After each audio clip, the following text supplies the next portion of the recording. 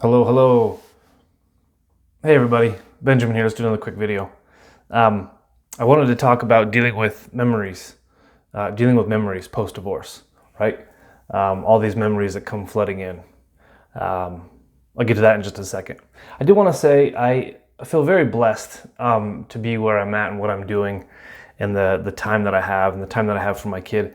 I didn't have my son this over the holiday weekend because it's his mama's time to have the holidays with him.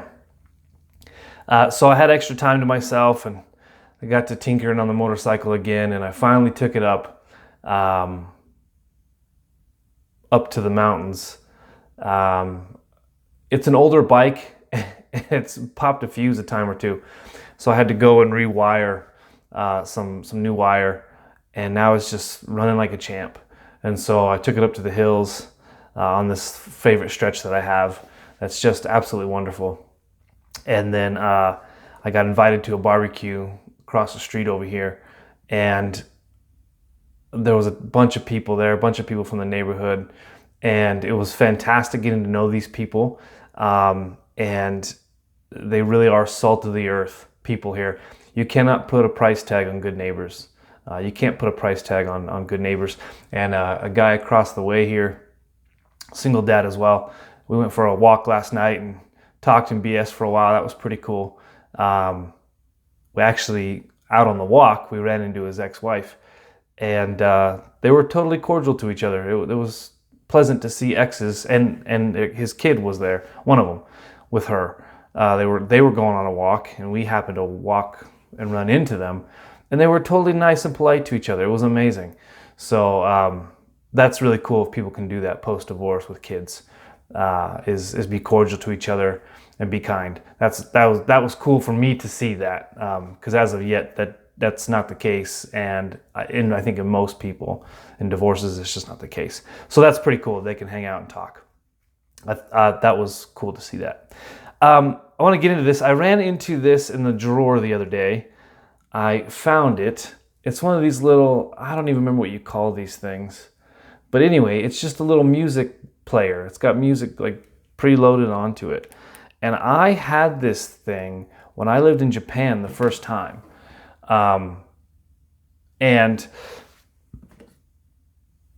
I haven't seen this thing in years.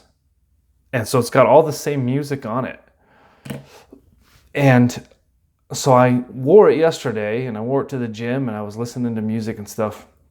And it just brings in all these memories, music that you haven't listened to in quite a long time. And when I used to listen to this thing, particularly the first time I lived in Japan is when I had it. And so I would go running with this thing. And then when I finally got into a gym over there, I was able to go to the gym.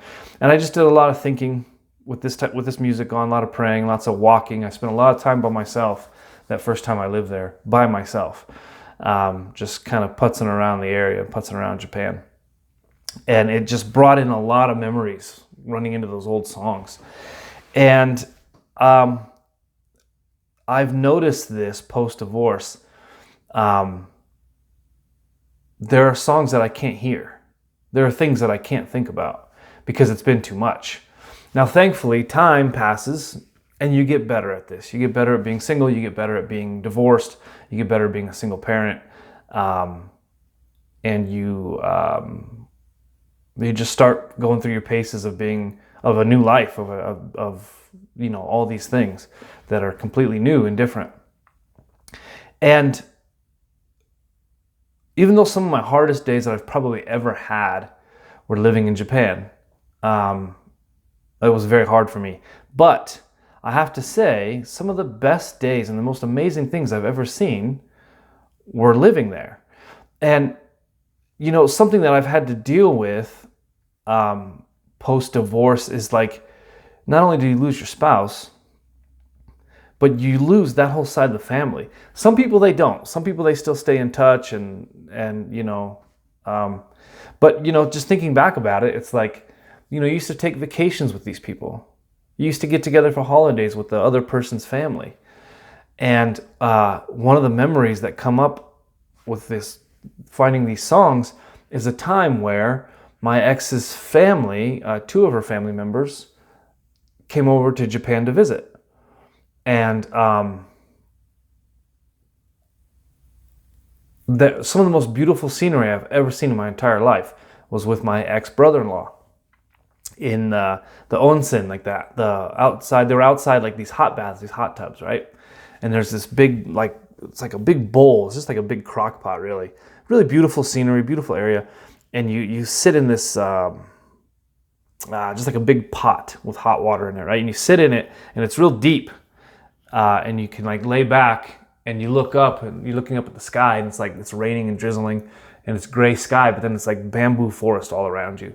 So you can just lay in this thing, and it's just like this green bamboo all around you. One of the most beautiful things I've ever seen. It was quite exceptional, and I was very blessed to have seen it and to have experienced that. But I experienced that with him.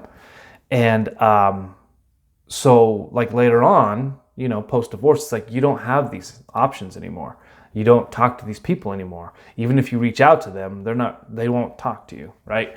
So again, this isn't the case for everybody, but for a lot of people in divorce, it is.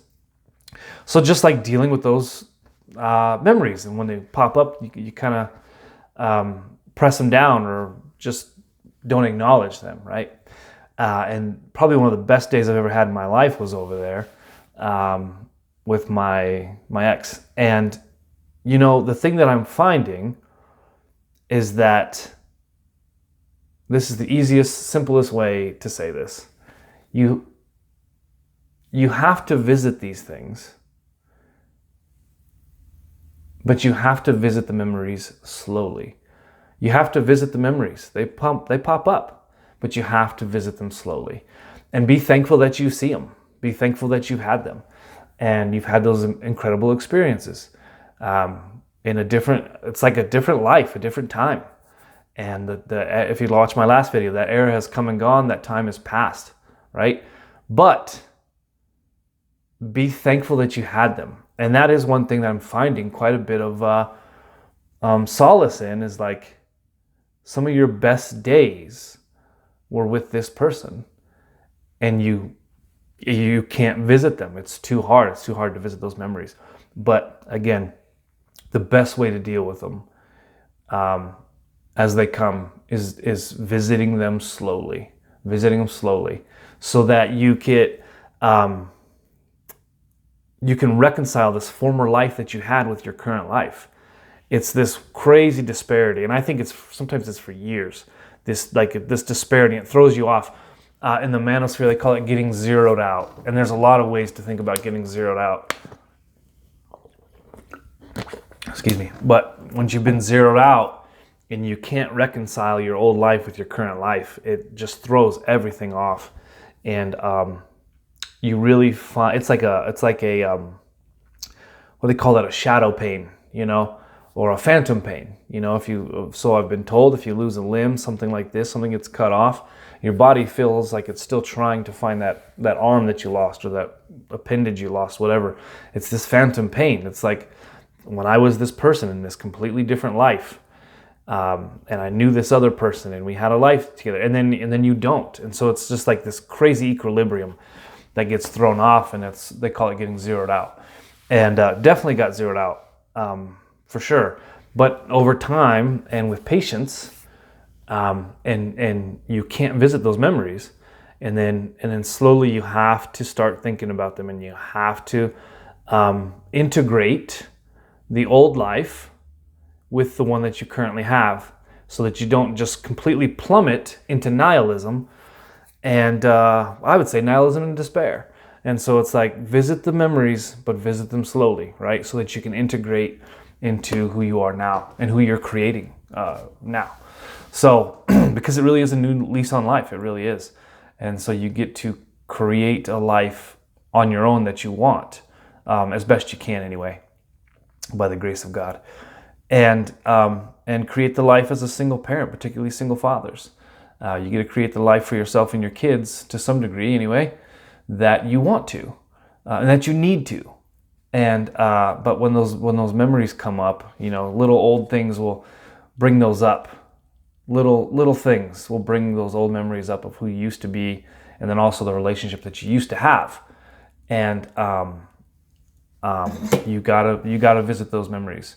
You gotta integrate that after you've been bottomed out, zeroed out, and then time and patience and the grace of God, you're able to integrate those memories. So again, visit the memories, but visit them slowly as they come, and